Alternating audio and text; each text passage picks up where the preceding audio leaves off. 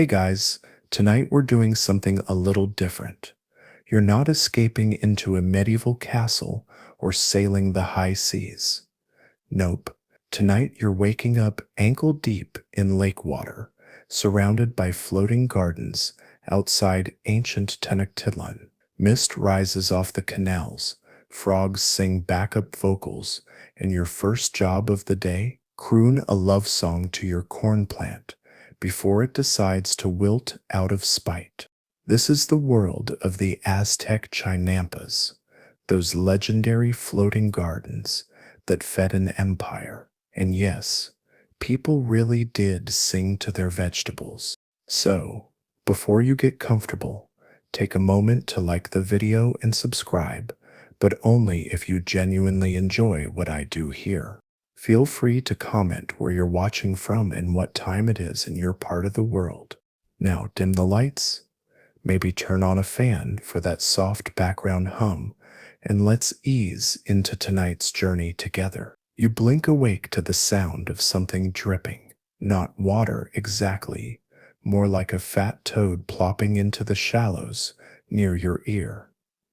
Your bed, a neatly woven reed mat, placed on the edge of a chinampa, a man-made garden that floats, not on air, but on layers of lake mud, woven reeds, and ancient agricultural genius. You stretch and inhale that earthy morning scent, damp soil, warm tortillas, baking somewhere, and maybe guano? No, definitely guano, because around here, every smell is part of the ecosystem, including you.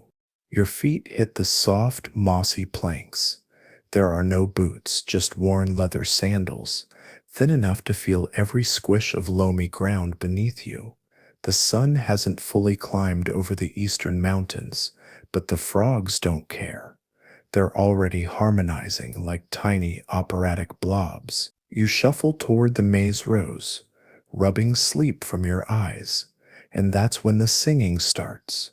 Not from you, but from your neighbor, 3 plots down. She's crooning something in Nahuatl, soft and rhythmic, with a strange sort of reverence. The melody bends and dips, like water itself. Now it's your turn. You inhale deeply and start your own song, not for the people around you, but for the corn. You sing to the stalks, swaying gently in the morning breeze. It's not opera. It's not even in tune by modern standards, but it's sincere. And here steps the thing. The corn likes it. Or at least that's what you believe. And everyone else does too. In fact, not singing might be why your neighbor's plot, 2 gardens down, has stunted maize. That guy never sings, doesn't even hum. His beans sulk in silence. Historians still argue whether the singing was symbolic, spiritual, or somehow practical, maybe even a way to scare off birds. But you stir not thinking about theories. You stir just remembering what your grandmother told you. Sing from the chest or the amaranth one-set fruit. As your voice floats through the air, the garden seems to respond, a gentle rustling in the leaves.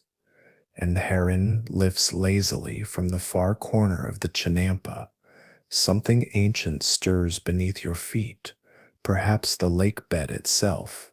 You pause to adjust a stone embedded near the waterline. It's not for decoration. It's part of a slow, quiet engineering miracle. These gardens float, but they don't drift, anchored by willow trees and guided by decades of ancestral hands. Your chinampa is a stable, living raft, and it sets alive in every sense. Worms churn the mud beneath your toes. Bees drift like miniature airships over your squash blossoms. There's even a snake, or is it just a long, wet stick? You decide not to find out. You've got more important things to do, like telling your tomato seedlings how proud you are of them. 1 row over, someone is playing a hollowed gourd like a flute. Its notes bend through the morning haze, mixing with bird song and water slaps. You look up. Across the canal, more chinampas stretch into the mist. The entire horizon is a green patchwork of human care and lake magic. You're one gardener in a floating metropolis of the mayor. Desert sips all powered by song. You crouch down to check the base of your chili plants.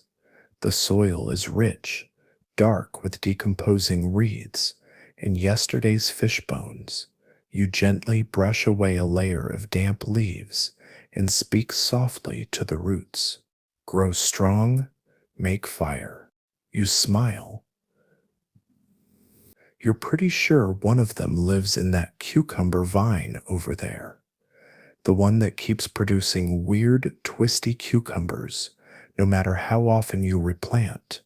Maybe it's not a vine at all. Maybe it's Telzeltelte, goddess of dirt and filth, reminding you that beauty doesn't have to be symmetrical. The sun finally crests the mountain tops, and your garden is golden.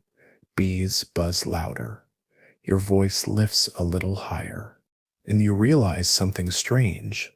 For all the singing, for all the mud, for all the smells that are more biology than poetry, you feel at peace.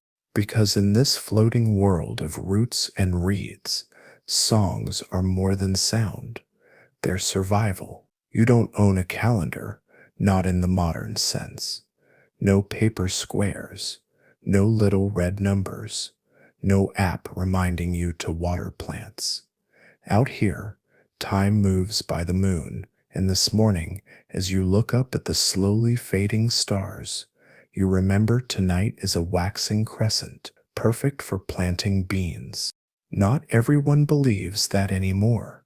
There's a newer farmer, a few gardens over, who swears by the emperor's schedule. He carries a polished obsidian tablet, engraved with proper days, but his squash sulked for a week last month.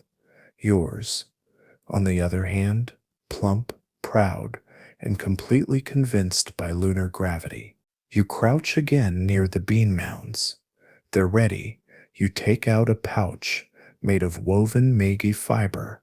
Inside are the seeds. Each one is slightly different. Some round, some kidney-shaped, others long like a tiny brown toenail. A beautiful image, you think, but probably not a good metaphor for selling produce. You pinch one gently between your fingers. Then you look up. You check the sliver of moon rising pale above the willows, and you begin your planting chant. It seps not a performance. It seps more like a lullaby, a hum mixed with breath. The words are simple and old. Root down, find the water, grow high, touch the sky. Somewhere behind you, an owl calls, not ominous, just curious. Historians still debate the exact planting rituals used in the Chinampas. Some scrolls mention chants to Uxochiquetzal, the goddess of fertility and flowers.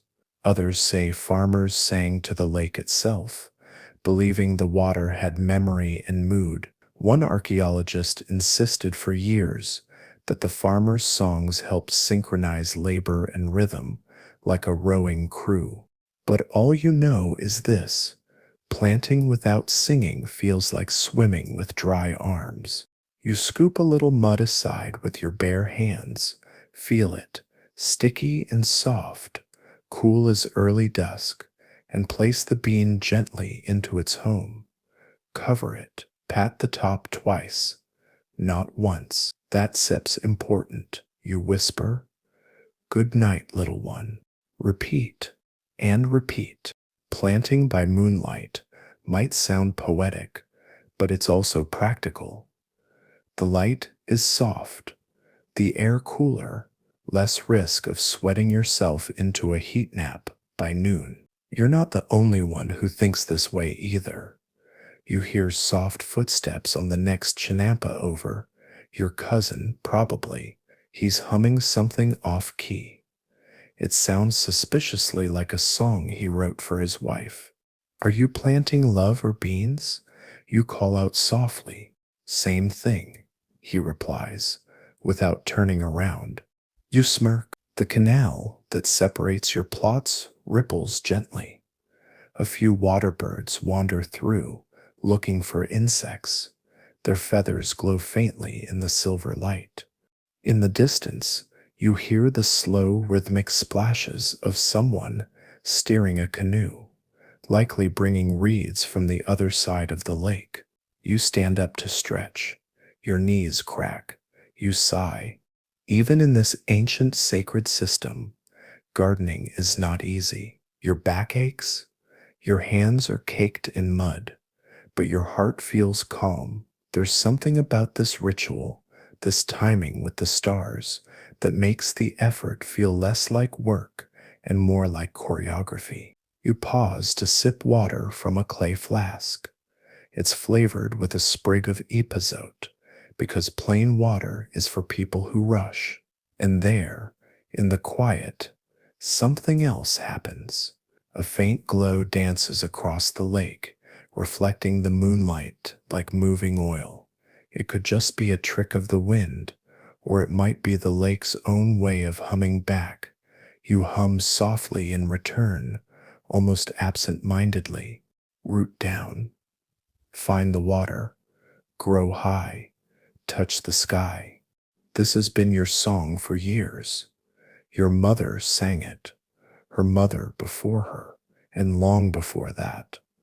Well, historians still argue whether these melodies date back to the first Chinampas or were shaped later, layered with elements from nearby Nahua or even Toltec traditions. Doesn't matter, really. You carry them now, and that's what counts. You look up again. The stars are gone. The moon dips. Dawn is here. One more bean into the earth. One more whisper. One more promise that something will grow. You stand, brush off your hands, and look over your chinampa. Neatly planted, moon blessed. Slightly crooked rose, but full of love. You tilt your head. Not bad, you murmur. Not bad for a gardener who forgot to eat dinner. The breeze picks up slightly, rustling the maize. A few leaves brush against your shoulder like a friend saying, "Good work." And so, with mud on your knees and a song still in your throat, you head back toward the edge of the Chinampa. The day is just beginning, and the garden is already singing. The corn is tall now, taller than you, maybe even taller than your cousin, with the sunburned forehead and suspiciously smug vegetables. And the truth is, you've come to know each stalk like a neighbor. Some lean too far left. Some have a rustle that sounds like they're gossiping. A few feel convinced or dramatic on purpose. That's why every morning, before touching a single leaf, you greet them by name. Not every single one, of course. You're not a madman, but you've given the prominent ones identities. That thick, proud stalk at the corner, that's Talali, the short, stubborn one that insists on sprouting sideways no matter how you tie it. She's your favorite and also your most high maintenance. You move between the rows, running your fingers gently along the leaves. The corn responds with soft whispers, maybe from the wind, maybe from something deeper. You hum low and slow. The melody isn't formal, just a tune you made up while waiting for it to rain 2 weeks ago. Grow golden, grow tall, feed the fire in us all. You repeat it to Talali, then to Quickattle, then to the twin stalks at the back that always twist together like they're dancing. Now, to a modern ear, this might sound ridiculous. Naming corn, singing lullabies to crops, but it wasn't just ritual, it was relationship. In the Aztec world, Plants weren't background scenery, they were part of your family, your myths, your survival. Mainstream historians agree that maize was not only the staple food of the Mexica people, it was divine. Quite literally, Centeotl, the maize god, was as central to life as any emperor. To disrespect maize was to disrespect the gods. And what better way to honor it than by giving it a name and a daily song? Even today, some Nahua speaking farmers in remote villages whisper to their corn at sunrise, not for superstition, but for respect. You crouch beside Quickatol. She's drooping slightly. You lift one leaf gently and murmur, "Rough night." Then you chuckle softly to yourself. There's a small wormhole in one of her husks. You pinch it off and apologize. Now here's something historians do debate, whether this naming practice was common or just regional. Some sources suggest it was more common among older generations or those closest to religious rituals. Others argue it was widespread, passed down orally, rarely written. But the truth probably lies somewhere in between. You can't exactly footnote your grandfather's lullaby, but you can sing it. You check the base of each plant, removing dead leaves, watching for ants. You speak to them as you go, not always words, sometimes just sounds, a rhythm, a click of the tongue, a tuneless whistle. You find that even the plants that don't get names still seem to enjoy a good hum, or maybe you enjoy it. Either way, the garden feels fuller for the sound. Across the canal, your neighbor is having a spirited conversation with a pepper plant. Something about disappointing harvests and second chances. You smile. This too is community. Farther off, you spot a group of younger farmers, probably apprentices. They're laughing too loudly, stepping too hard. Their plots look neat, but sterile. Straight lines, no personality. You shake your head, they'll learn, you mutter. You head toward the plot edge, where the sun hits hardest. Here the leaves glisten with morning dew. You pause, listen. Somewhere under the soil, life is happening. Roots stretch, worms churn, fungi network in secret. You feel it, not in your ears, but in your chest. That's the real reason you name your corn. Not because it makes you feel important, but because it makes them feel seen. You remember once years ago you stopped singing for a few days. You were sick, you barely sit upright, let alone serenade vegetables, and that season your harvest was just off. The plants grew, but they felt sullen, no vibrancy, the corn tasted bland. Maybe coincidence, maybe not. You never skipped again. You reach the back row and spot a new sprout, too small for a name yet, but you will think of something for now. You just say welcome. Behind you, Quickettle catches the breeze and waves. Drama queen. You don't farm with just your hands. You farm with sound, and not just any sound. You farm with flutes. Specifically, little reed flutes carved with spirals, tied around your wrists with strips of bark. They're lightweight, hollow, and designed to sing when you move. Every time you lift your arm to dig, they chirp softly, not loud enough to annoy the birds, just enough to keep rhythm. You step into the middle of your chinampa and begin the morning's loosening. The soil here is always a little damp, but it compacts overnight. So you take your digging stick, a curved wooden tool with a flattened tip, and push gently into the ground with your foot. Whistle. You shift, tweet. You press deeper, flute. It stets, like gardening inside a musical instrument. Historians agree that music was embedded in Aztec daily life, but some go further, suggesting that tools were intentionally designed to make pleasant sounds, whether that was for aesthetic, spiritual, or psychological reasons, is still debated. One theory holds that the wrist flutes were a kind of offering, music for the maze. Another proposes a more practical reason. Maybe the sounds scared off pests, birds, rodents, or even neighboring farmers with sticky fingers. But there's little evidence of widespread flute weaponization.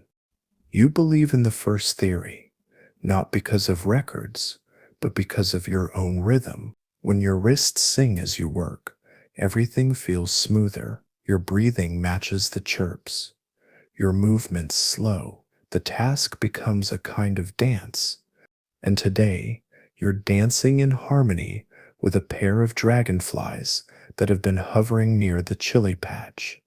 They dart and spin every time your flute sounds. Coincidence? Maybe. Delightful? Definitely. A neighbor once told you that the wrist flutes used to be carved by priests, that each note matched a celestial frequency, that when the tones aligned with Venus rising, your plants would fruit with extra sweetness. You're not sure if that's true, but you do know your sweet corn turned out oddly sugary last spring when you played your flutes for hours while sick with a fever and stuck in bed. Coincidence? Again, maybe. You hum along with the wrist chirps now, creating a sort of echo effect. As you move between plants, you notice that the soil feels looser today. The worms must have been active last night. That's a good sign. You pause to adjust one of your flute bindings. It's gotten damp and started to stick. The bark strip squeaks as you unwind it, and a small piece snaps off. You'll replace it with agave thread later. For now, you tie it back with a quick knot. Sing or be silent, you whisper, quoting one of the old sayings. It's not a threat. It's a reminder. In your world, silence is unnatural. It means something's wrong. A bird of prey nearby, a neighbor ill, or worse, a spirit lingering.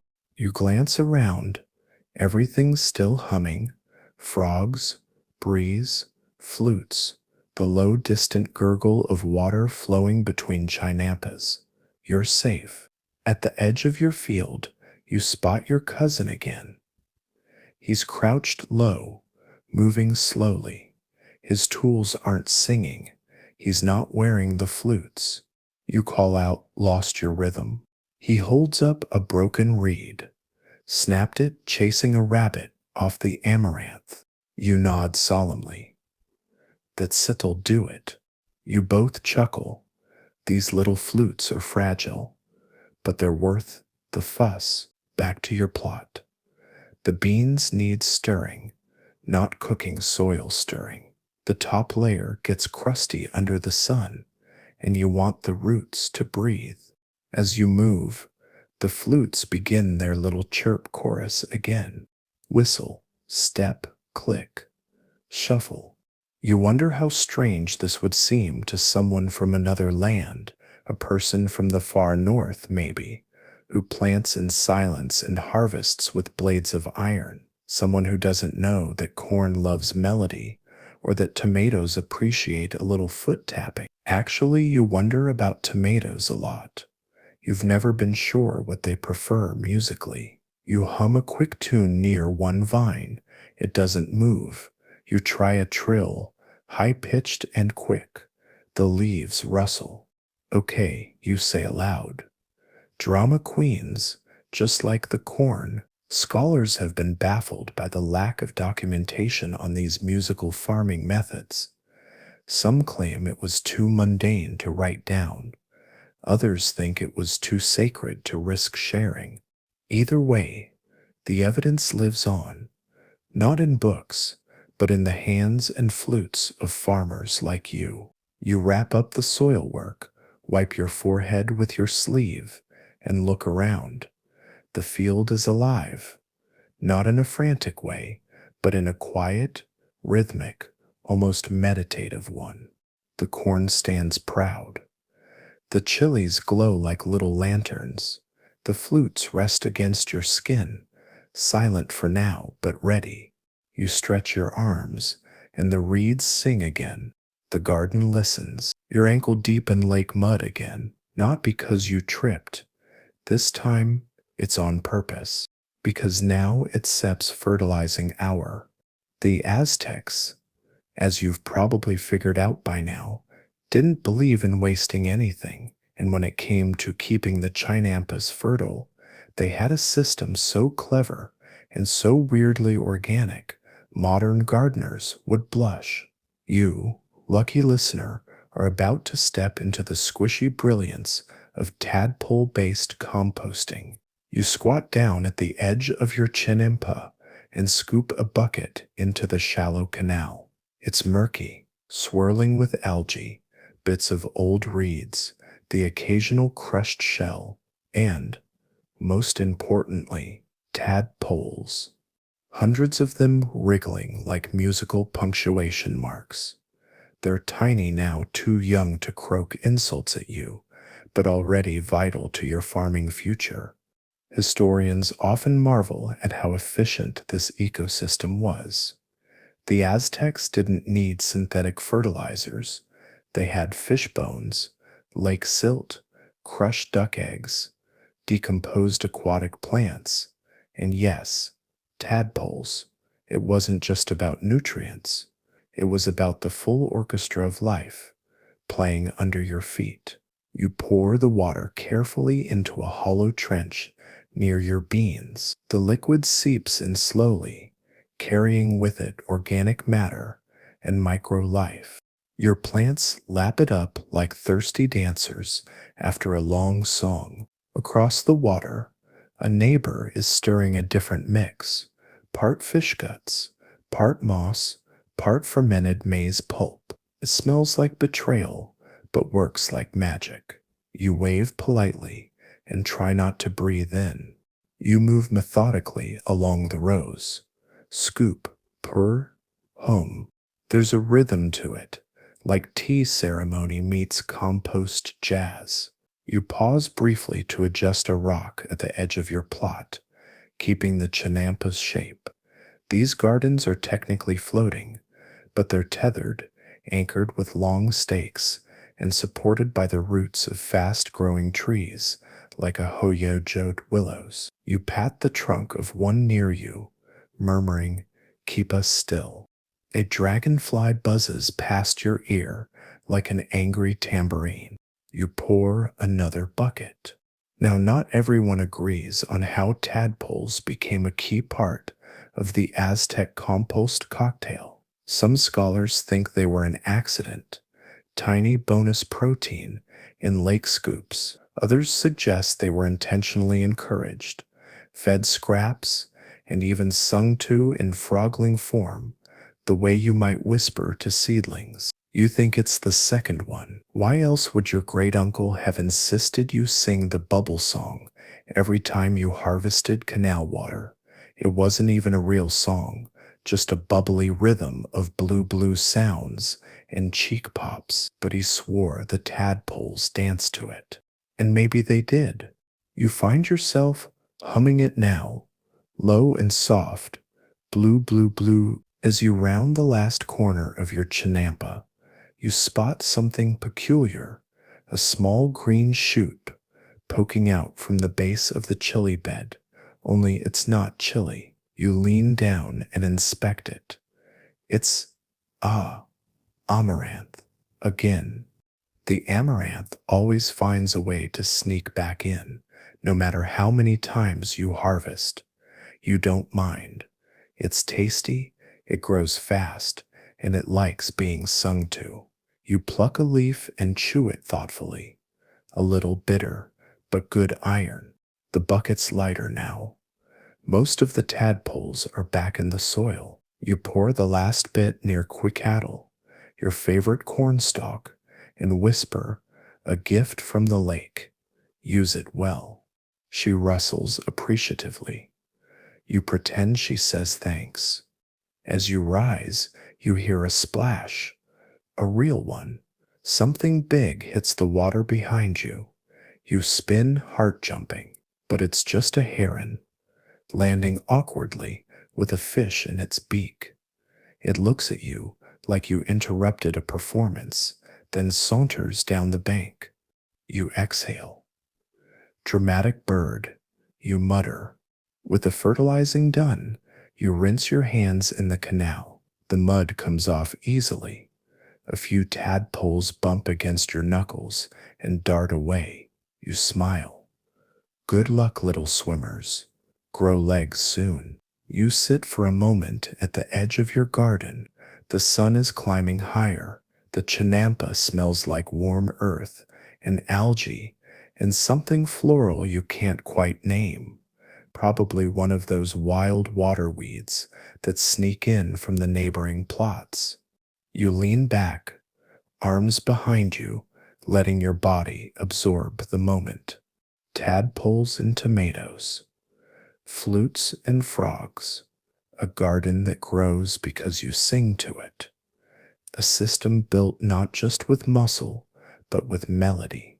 Historians still argue whether this intricate rhythmic farming style was truly widespread or simply the domain of more spiritual communities around Tenochtitlan. But you know better. You live it. And you're pretty sure your garden just hummed back. You shuffle carefully toward your lettuce patch, if you can call it a patch. It's really more of a leafy shrine. You see, this isn't just any lettuce. These are divine lettuces. You approach slowly, hands out like you're greeting royalty, because in the Aztec world, some vegetables come with egos, and according to your great aunt, the god of leafy greens is one of the most temperamental. No kidding. There's a minor deity said to dwell in the folds of lettuce leaves. Tells Philly, the gentle child of the earth, guardian of rest and stomach harmony, not in the mainstream pantheon. Sure, but farmers like you know the truth. Disrespect this deity, and you'll wake up with limp salad and 3 days of bloating. You kneel gently and press your forehead to the soil. My apologies for yesterday, you whisper. I pulled too many leaves. Historians don't often talk about this kind of reverence. It doesn't make it into textbooks or museum exhibits, but among Chinampa farmers, it's understood. Plants aren't just produce, they're personalities. They grow better when honored and wilt when neglected. The lettuce does not respond, but the wind softens. You reach into the cool shade beneath the leaves and feel the soil, slightly dry. Time to sing the water chant. That's not a complex melody, just 3 notes repeated in a spiral. Titi, you sway as you chant, and the water you pour follows your rhythm, sinking deep into the roots like a whispered promise. Last season, your cousin's lettuce bolted overnight after he shouted during a chilly harvest. Coincidence? Maybe. But now everyone talks softer near the greens.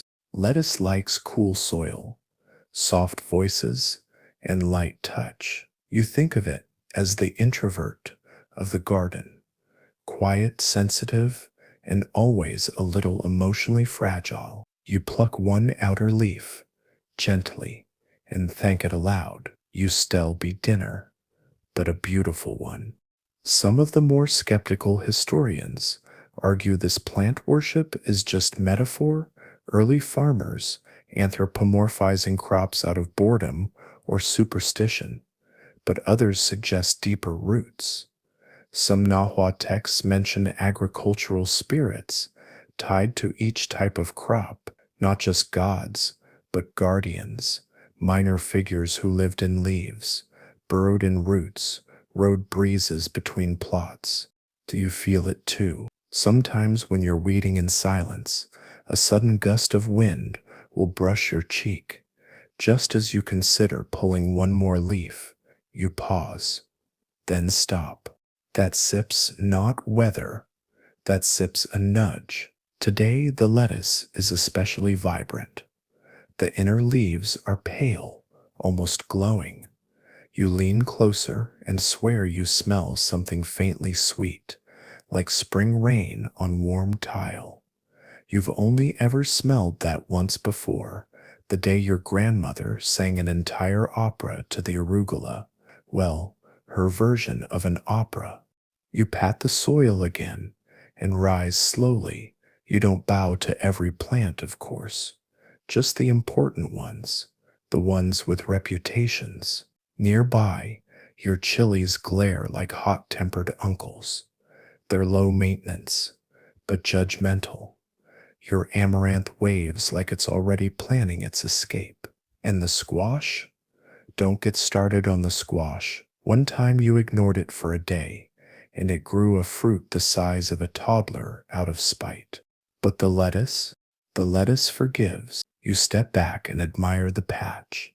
Rows of green and burgundy leaves, slightly ruffled, perfectly upright. They look like they're listening to you. You hum one last refrain. Ta-ya-ta.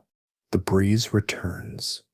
A dragonfly zips through, trailing a glint of sunlight like a blessing. You wipe your hands on your tunic and smile. This morning, at least, the leafy deity is pleased. There's one plant that still confuses you, though. Tomatoes. You stand before them now, hands on your hips, trying once again to figure out what kind of music they prefer. Your corn wants lullabies.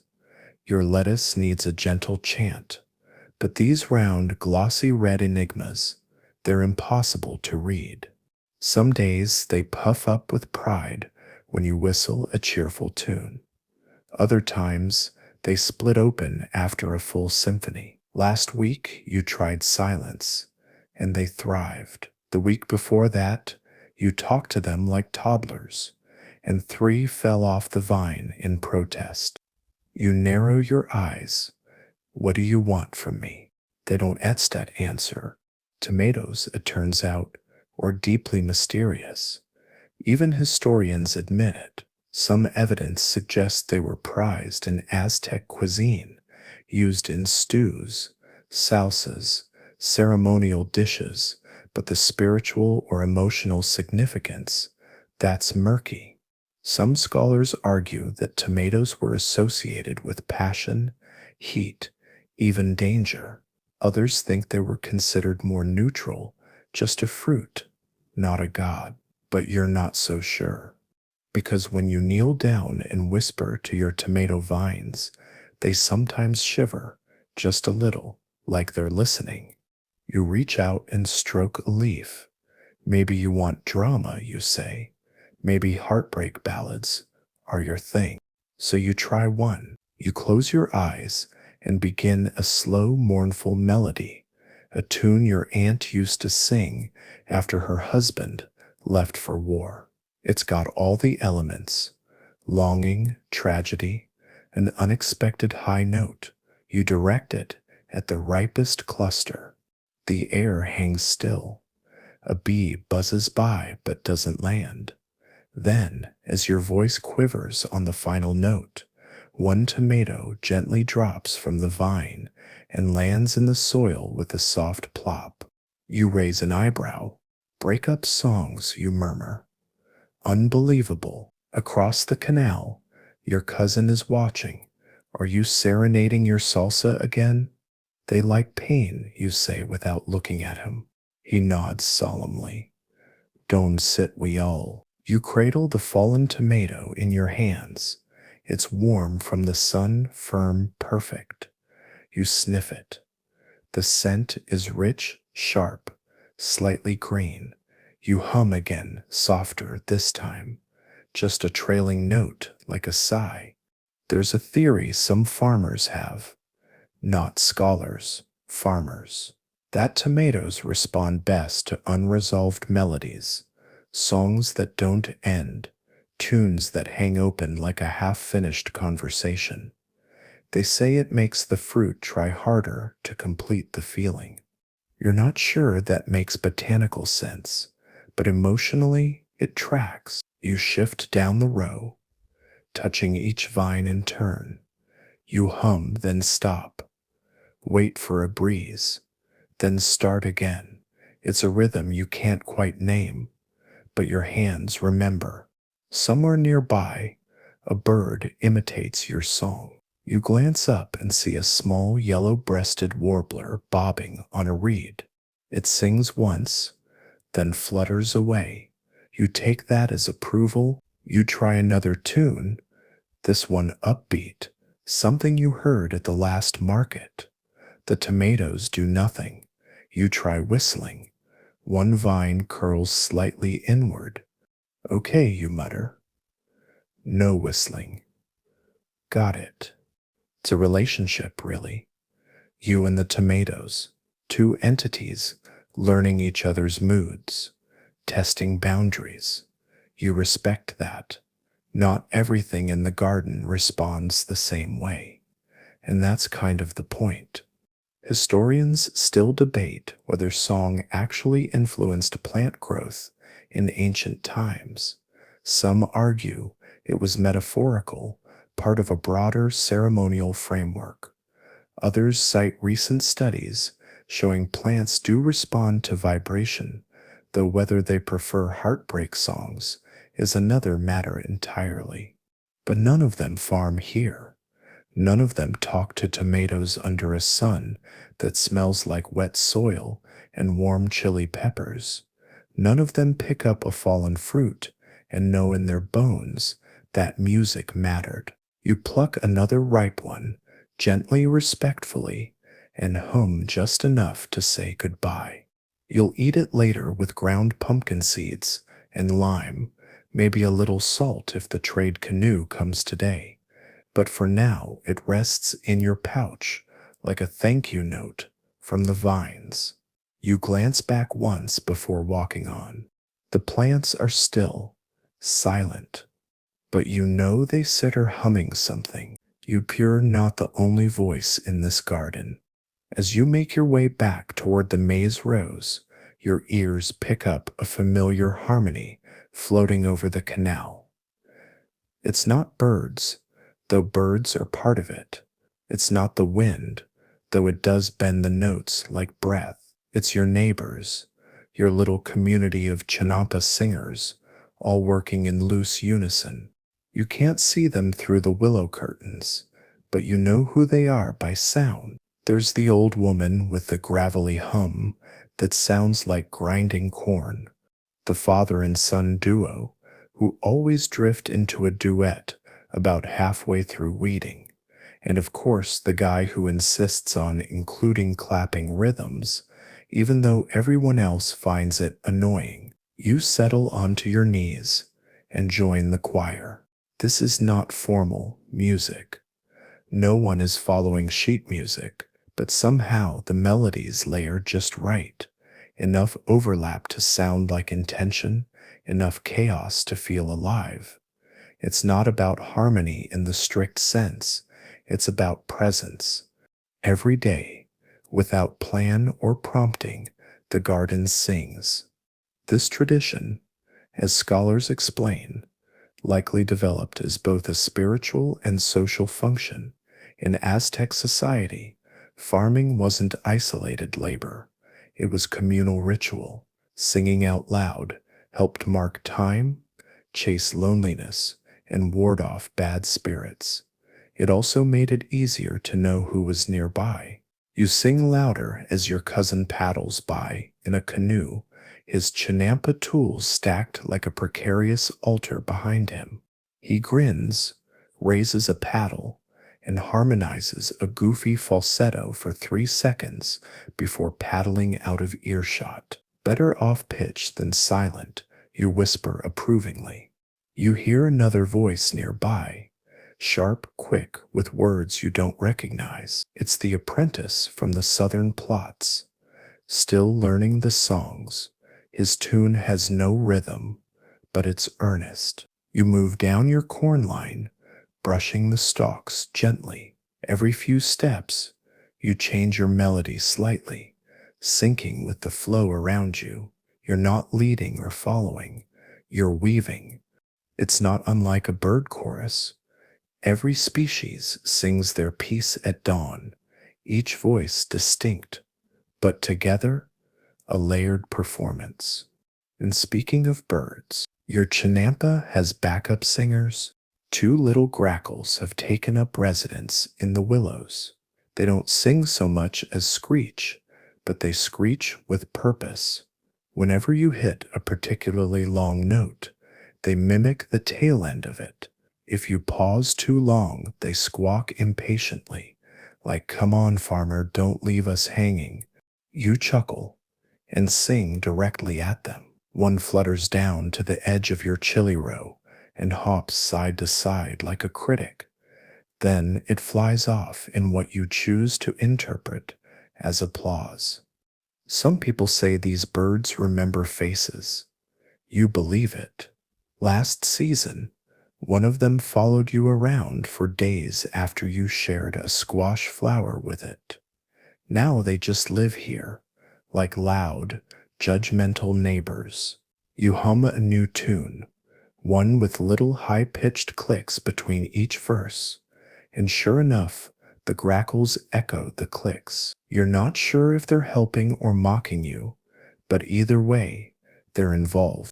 There's a joy to this daily music. You don't rehearse, you don't aim for perfection, but the consistency of it, the ritual of noise, grounds you. Historians still argue whether these communal garden songs were formalized or freeform. There's evidence of agricultural chants used in festivals, yes, but the everyday melodies, those live in oral memory, passed hand to hand like seed packets. And like seeds, the songs grow differently in each chinampa. Your neighbor to the east favors long droning notes, almost a yawn symphony. The family behind you likes percussive sounds, mouth pops, rhythmic breath. Some of the older farmers don't sing at all anymore. They tap, a stone against wood, a finger on a gourd, even a cane striking the ground like a metronome. The garden doesn't care how you sing. It only asks that you do. You stretch your arms, let out one long vibrating note, and listen. Somewhere across the water, someone picks it up and carries it further, then another, then silence, then a soft bird trill like punctuation. You close your eyes and smile. You're not alone, and you never are in a singing garden. By now, the garden is fully awake, and so are the birds. You glance up and spot a spotted towhee bobbing along your squash trellis, head tilted like it's listening to your tune. Farther off, a bright red tanager flits between willow branches, letting out a few scattered chirps as if offering commentary. You've long suspected the birds don't just hang around for insects. They're part of the music, backup singers, if you will. No formal training, sure, but plenty of enthusiasm. One of your favorite moments each morning is this exact hour when the birds join the farmers in one big unscheduled concert. You hum your corn melody again, grow golden, grow tall, and within seconds, a nearby wren whistles back. The timing is uncanny. You whistle in return, this time shorter, and the wren copies it. You grin. Okay, I see you. Birds have always been part of the chinampa ecosystem. They eat pests, scatter seeds, and sometimes steal fruit when they think you're not looking. But they also bring joy. And let's be honest, they give your daily songs a little flair. Historians acknowledge the role of birds in Aztec farming, not just as companions, but as spiritual messengers. Certain species were believed to carry songs to the gods. Hummingbirds, especially, were thought to be sacred, associated with warriors fallen in battle, returning as flashes of iridescent color. You haven't seen a hummingbird today yet, but you're listening for the soft, impossibly fast wing beats that announce their arrival. The grackles are back now, louder than ever. One perches on a maize stalk, cawing at the sky like it's scolding the sun. Another hops down and pecks at a worm, then tilts its head at you, unimpressed. Not my best note, you ask? It caws again. You continue your walk along the squash vines, letting your fingers trail across the big fuzzy leaves. A bee buzzes past, so laden with pollen it's practically dragging itself through the air. You murmur a quick blessing, safe flight, little merchant, and watch it wobble toward the sunflowers. The birds are still singing, but now they've developed a rhythm of their own. 3 chirps, pause, 2 chirps, a squawk, repeat. You try to mimic it. 3 hums, pause, 2 tongue clicks, a whistle. A bird imitates you. The other grackle flies in and squawks offbeat. This is why we rehearse. You mumble. It's hard not to anthropomorphize them. Their timing, their reactions, it all feels so deliberate. But maybe that's just what happens when you work the same plot, in the same rhythm, with the same flying critics every day. One bird swoops down and lands dangerously close to your seed pouch. You narrow your eyes. Don't sept even think about it. It hops away slowly, like a child pretending it wasn't about to steal candy. Birds also play a role in your songs. You sometimes base melodies off their calls, the sharp rise-fall of a wren, the lazy warble of a dove, the raspy whisper of a heron gliding low over the lake. You once wrote an entire tomato serenade based on a nightjar's midnight calls. But you liked it. Some of your neighbors believe certain birds carry specific crop blessings. A yellow warbler means a good maize yield. A raven predicts mold. Owls, well, they're controversial. Some say they bring wisdom. Others say they bring doom. You try not to overthink it. Today, the air is full of feathered voices. You pause in the middle of your chinampa, arms outstretched like a conductor, and listen. There it is, the full choir. Wind rustling willows, frogs in the distance, birds above and around, the gentle creak of a paddle boat nearby. Your own breath, steady and warm. You start a new song. Something slow, rising and falling like waves on the lake. And one by one, the birds follow suit, not exactly in key, not exactly in time, but with heart. Historians still debate whether this interspecies musical exchange was deliberate or coincidental. Could the birds really be responding to human melody? Were they mimicking or simply reacting to sound? But you don't need an academic paper to tell you what you already feel. These birds know. Maybe not the words, maybe not the meanings, but the music. They understand. And every morning they show up, unpaid, untrained, but never unwelcome. You finish your song. The grackles let out a final squawk. The wren offers a cheerful trill. And then, for a moment, the air falls quiet, as if the garden is applauding in silence. And here, dear friend, is where things always get personal.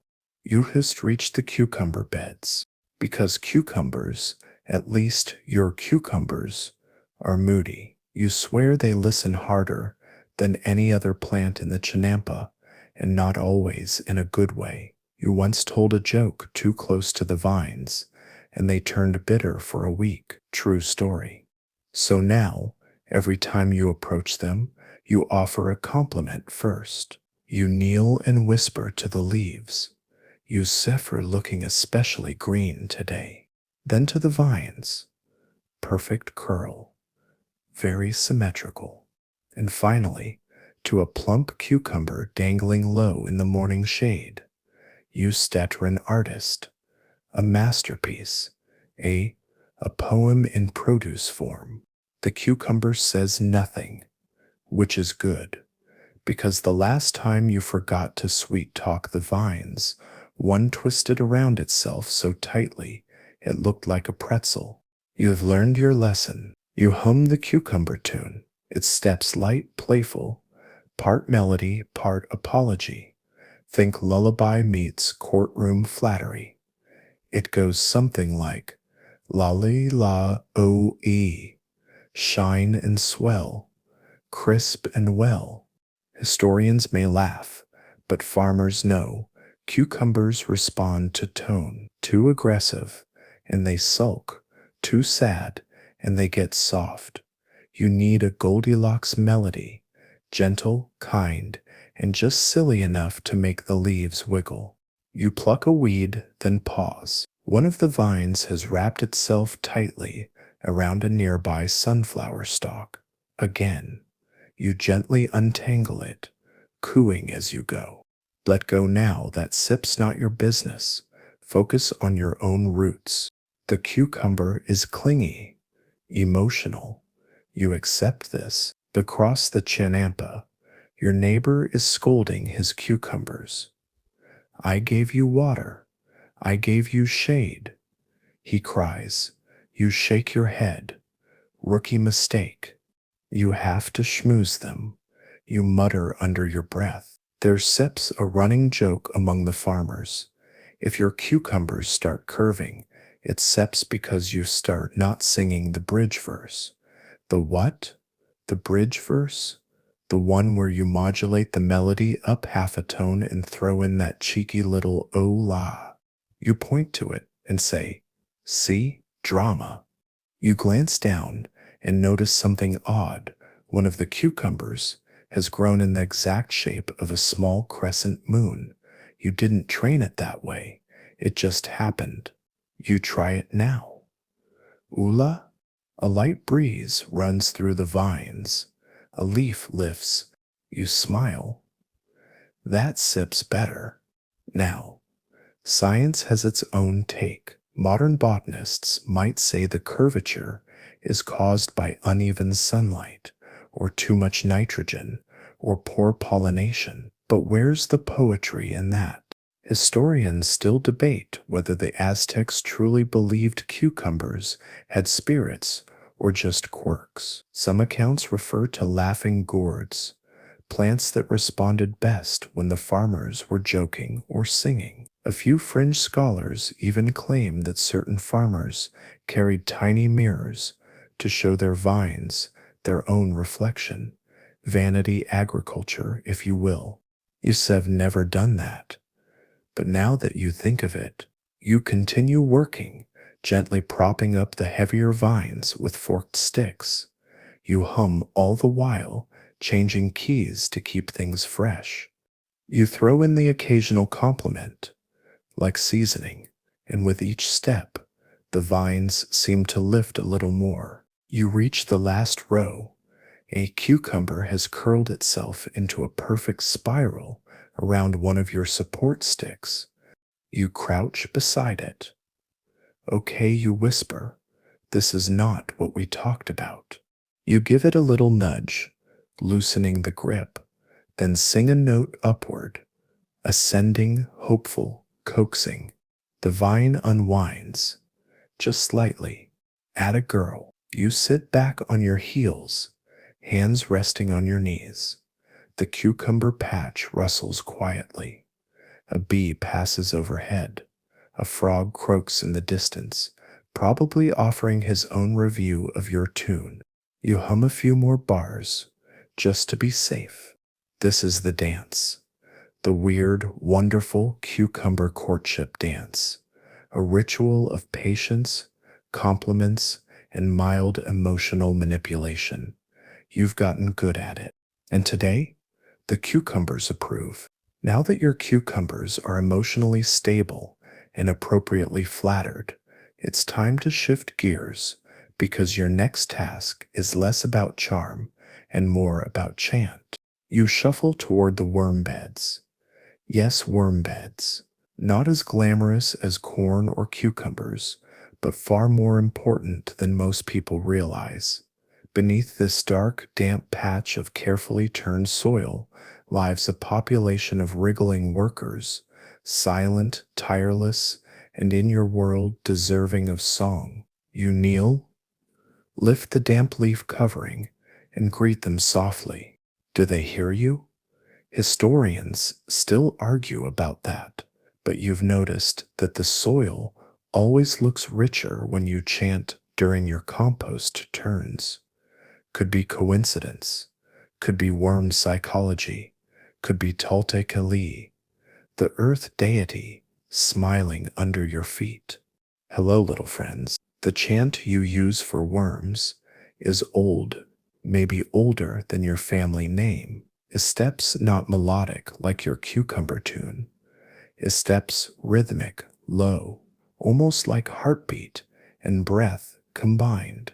You place your palms on the soil and let the words rumble from your chest. Tenekayotl, Tenakayotl, Tenekayotl. The words aren't about worms, exactly. They're about life, nourishment, home. Repeated syllables help you fall into rhythm as you dig gently with your fingers.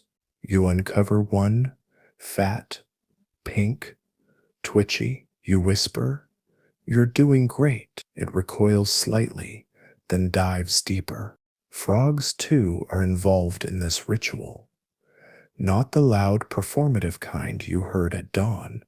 These are small, swamp colored, quietly watching you from under leaves and rock edges. The Aztecs revered frogs for their connection to rain and fertility. Farmers like you take it a step further. You sing to them. Your frog song is a duet, half croak, half murmur. You've perfected it over years. And just like that, a nearby frog responds. A slow, deliberate croak, then another from deeper in the reeds, then silence. Critics, you say. Tough crowd. You scatter some crushed water lily roots into the worm bed. Traditional offering. Your grandmother swore it made the compost smell less like death. You're not sure that's scientifically proven, but the worms seem to approve. One wriggles onto the surface briefly, almost like a bow. You sprinkle a bit more mulch, crushed corn husks, old leaves, and the mysterious green sludge you pulled from the water this morning. You hum as you work, not a full song, just a background drone, something to keep the soil humming with you. This is not just composting, it sets a ceremony. And scholars, they aspire confused by this. Modern interpretations of Aztec agriculture often overlook the smaller rituals. They highlight the macro, the chinampas, the massive food output, the imperial food taxes. But what you're doing, this hand to soil, voice to worm communication, is the glue of the whole system. Because the earth listens.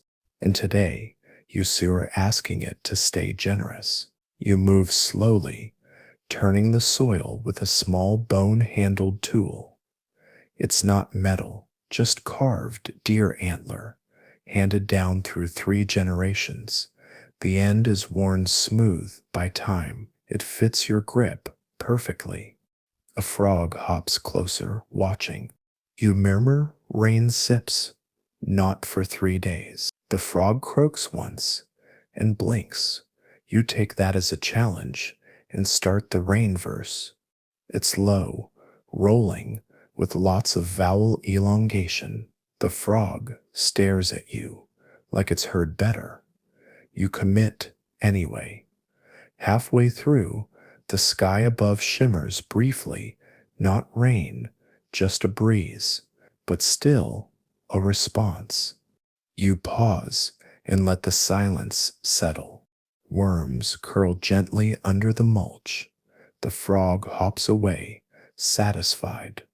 The soil is warm and pulsing with life. You finish the chant, press your palms into the dirt, and thank the worms aloud. Not just a casual thanks, a formal closing line, as you were taught. Mochi pa tlen ti chochiya. Always may you chew in peace. Is steps ridiculous? Is steps beautiful? You mean it. As you stand, your knees crack again. You stretch your arms overhead, shake out the compost dust, and look around. Corn, swaying gently in the breeze. Tomatoes, smug and glowing. Cucumbers, well behaved. For now. Lettuce, serene. Worms, fed and sung to. Frogs, critical but present. The garden is in tune. You wipe your hands, sling your pouch over your shoulder, and hum the worm chant one last time, just a few notes, fading like a heartbeat under the soil. The chinampa hums back. The sun's climbed high now, painting the garden in a soft golden haze. Everything seems to sparkle, dewdrops on bean leaves, water glinting between chinampas, even the small flecks of mica in the soil catching light like tiny stars. It's the perfect time for harvesting, and not just picking crops. This right here is the moment of celebration when the songs shift from coaxing growth to praising what has arrived. You approach the amaranth first. It's always the first to stand proud, a little dramatic, a little flashy, with its burgundy tassels rising like a royal headdress. You grin, show off, you whisper, and it sways just enough to confirm. Amaranth is more than a grain. It's a symbol of resilience, of survival, banned by the Spanish for its connection to ritual, yet it endured, planted in secret, sung to under cover of night. You hums up as you move to the chillas. Their bright reds and yellows catch the sun like embers. You pluck one carefully and murmur, "You plubbed unwell." Another, "You plub bring the fire." And a third, slightly wrinkled one, "We all age." Scholars acknowledge that Aztec harvesting included songs, prayers, even rhythmic movements passed down orally. Some argue it was part of a performance culture, a way to ensure that even labor had aesthetic value. Others believe it was spiritual insurance. You praise what you take, or the earth takes something from you in return. Either way, it works. You reach the squash patch and pause. These giants demand respect. Their vines are sprawling, chaotic, and possess the kind of confidence cucumbers only dream of. You bow slightly before slicing one from its stem. It thumps into your basket with the authority of a full moon. You whisper the closing line of the harvest song, Niemand len tikmo huika. Now you travel with me. This phrase, your grandmother told you, is meant to remind the food it's not dead, just transformed, on its way to becoming strength, laughter, memory. You gather beans next, peeling pods, humming all the while. Their tiny hearts, resting in your palm, feel like secrets kept just for you. In the distance, someone is playing a flute. The sound is warm and low, flowing over the water like honey. You smile and pick in rhythm, a perfect soundtrack. Your pouch fills. Chili, amaranth, beans, squash. Later you'll add tomato, maybe a handful of epazote leaves for flavor, enough for a full meal, maybe two, and every piece sung to, thanked, held. You pause, wiping sweat from your brow. It's quiet now, Even the grackles have fallen silent. The sun warms your shoulders. The chinampa glows with life. You let out a long breath, then a soft, wordless tune, just sound, a lullaby for the field. Historians still argue over the purpose of these harvest songs: practical tool, religious rite, psychological comfort. You know what they really are. They're a conversation between the hands and the earth, between effort and reward, between what grows and the one who waits. You lift your basket, heavier than it was this morning. You whisper to it, "You did good."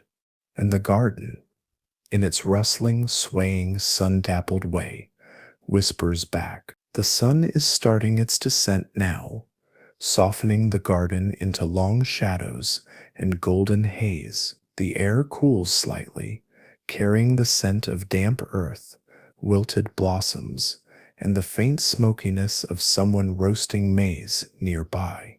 You've done the work, sang to the seeds, flattered the cucumbers, humored the tomatoes, blessed the worms, honored the harvest. Now comes your favorite time of day. Rest, not sleep, not yet. First, the drift.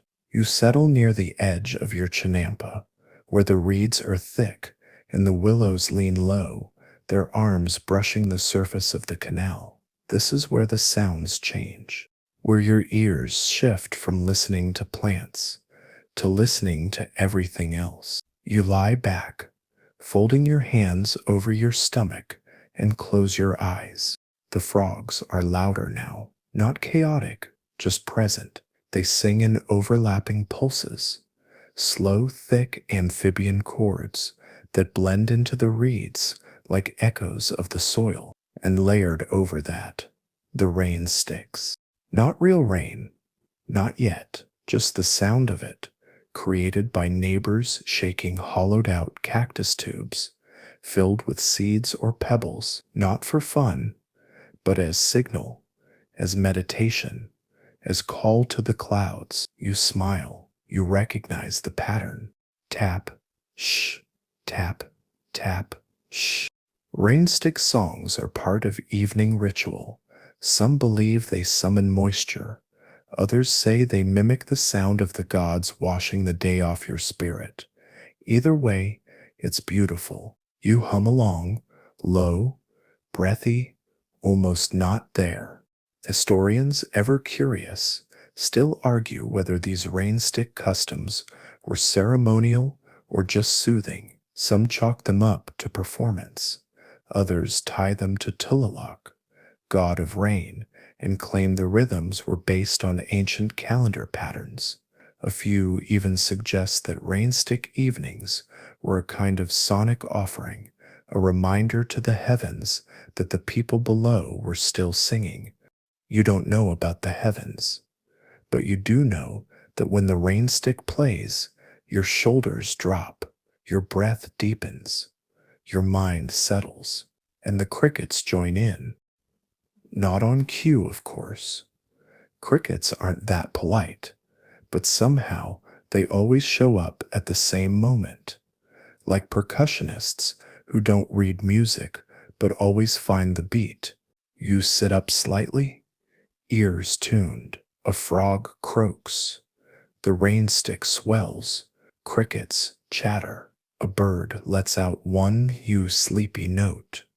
You close your eyes again. That sips the song. You think of your grandmother, how she used to say that sound carried stories, not the kind with heroes and monsters, the kind that whispered, "You are still here," the kind that told your bones, "You worked, you sang, you grew, and now you rest."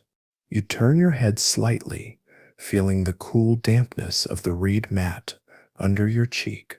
Your fingers brush the basket of harvest beside you, still warm from the sun, still humming faintly. If you listen closely enough, a soft vibration, like the plants remember your voice and are quietly replying.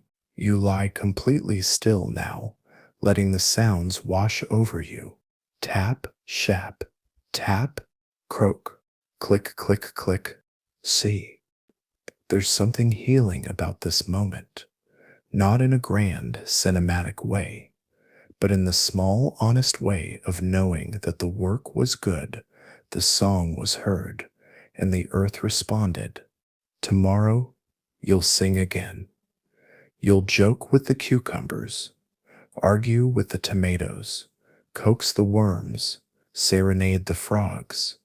You'll keep the rhythm alive. But right now, you simply exist in the middle of the music, and you stare exactly where you need to be. Nightfall comes gently over the Chinampas. No sudden plunge into darkness, just a slow blue deepening, like someone dimming the whole sky by hand. The willows become silhouettes.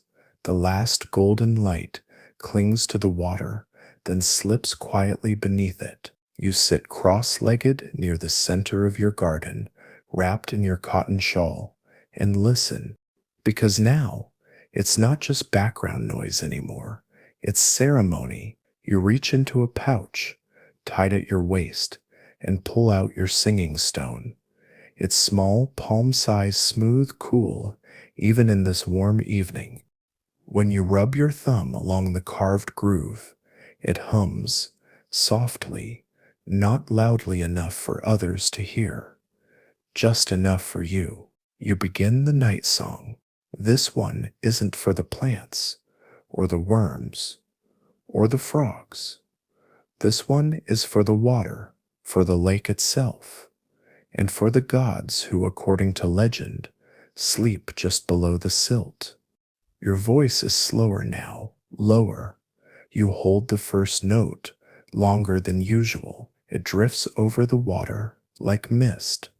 In ancient times, they say the lake had moods. It could rise without warning, devour entire plots, or grow glass smooth in an instant. Some believed it had a name, but it was never spoken aloud, only sung. You offer your melody as a whisper of thanks. Talali, Owaya, Mitoa. The syllables aren't just language, they're movement. They roll like waves, pulse like breath. You close your eyes and sway slightly. Historians still argue whether these water songs had practical impact. Some claim they were linked to lunar cycles or irrigation planning. Others believe they were psychological, ways to give voice to the unpredictable. But most agree that they mattered, because songs in this world are never just noise. A soft splash breaks the stillness. You open your eyes. A canoe is drifting across the far canal, its shape faint, ghostly in the twilight. No paddle strokes, no sound, just gliding. It could be a neighbor, it could be a priest, it could be no one at all. You nod in its direction and sing a little louder, just in case the boat is listening. You glance back toward your plants. They're mostly shadows now, tall, silent forms against the fading light. But you know them by shape, by posture. Kew kettle, your sassy cornstalk, still leans a little too far west. The cucumbers have curled into themselves like sleeping animals. The lettuce looks blissful. The tomatoes, of course, are trying to look dramatic even in silhouette. You hum again, adjusting your tone. The night song has a part that calls and a part that answers. You sing both, alternating sides of your mouth, letting the vibration travel through your jaw. Call response, call response. You tap your singing stone against the wooden platform, gently, rhythm, rhythm, rhythm. The frogs add their part. Crickets, too. One heron lets out a sleepy squawk before settling into the reeds. You take a breath and continue. Somewhere to your left, another farmer picks up the melody. Different key, different tempo, but compatible. That's the magic of these songs. They're designed to stack, to wander, to collide without clashing. Your garden feels it. Even though the sun has vanished, the chinampa glows, not with light, but with presence, with memory, with participation. You finish your verse and go still, silence. Then, softly, the water ripples, and a breeze brushes your cheek like a closing hand over the day. You rest your stone. The night song is complete. You lie back slowly, resting your head on your rolled up shawl, and let your body sink into the softness of the woven platform. You've sung to corn and cucumbers. You've chanted to worms and danced with tomatoes. You've hummed with birds and harmonized with frogs. You've harvested, you've honored, you've listened. Now, you float. The chinampa beneath you rocks ever so slightly, not enough to disturb, just enough to remind you that this island is alive, just like everything else. You hum one final note, long, low, lingering, and then you let it go. The stars are out now, soft, scattered freckles across the velvet sky. No constellations you can name, but familiar all the same. You lie there watching them blink above the willows, your breath slow, your back warm against the reed mat. And the garden doesn't sleep. It shifts, breathes, waits, because now comes the final part of the ritual, the moment of stillness, the silent verse. Not all songs need sound. Some are made of memory, of muscle, of the soft echo of your day still playing behind your eyelids. You sit up slowly, basket beside you, the harvest wrapped in cloth. You run your hand along the edge of the chinampa. The mud is cool, the wood smooth, the same way it's been for generations. And tonight, like every night, you remember. You remember the first time you were trusted to plant a bean seed on your own, how your fingers trembled, how your song cracked, how your grandmother didn't laugh, just hummed quietly beside you until your voice found itself again. You remember the first time your corn talked back. Okay, not literally, but something happened.